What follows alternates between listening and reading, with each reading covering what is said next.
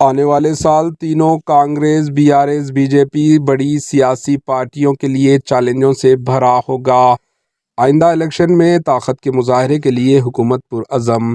ریاست تلنگانہ کی تینوں بڑی پولیٹیکل سیاسی جماعتیں پارٹیز بشمول حکمران کانگریس کے لیے آنے والے سال چیلنجوں سے بھرا ہوگا، کیونکہ بلدیاتی الیکشن اور MLC الیکشنز کا وقت قریب آ رہا ہے۔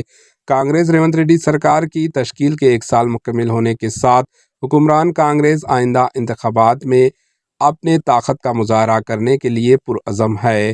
پارٹی بلدیاتی الیکشن بشمول سرپنچ، MPTC، ZPTC اور میونسپل الیکشن میں کلین سویپ کرنے کے لیے ایک ایکشن پلان کے ساتھ تیاری کر رہی ہے۔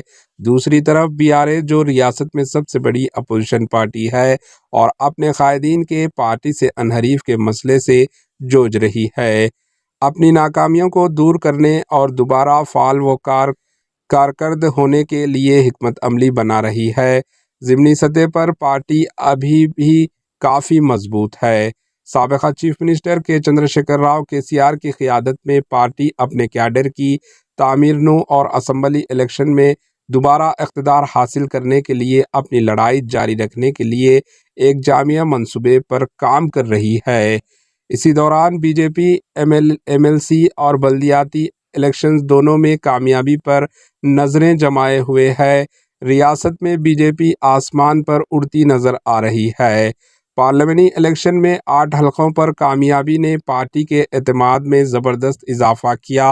اس کے علاوہ دیگر ریاستوں جیسے مہاراشٹر اور ہریانہ میں حالیہ کامیابی کے بعد پارٹی کو قومی قیادت کی حمایت سے حوصلہ ملا، خاص طور پر دیہی علاقوں میں جہاں اس نے پارلیمانی الیکشن میں اپنے حریفوں کو پیچھے چھوڑ دیا تھا۔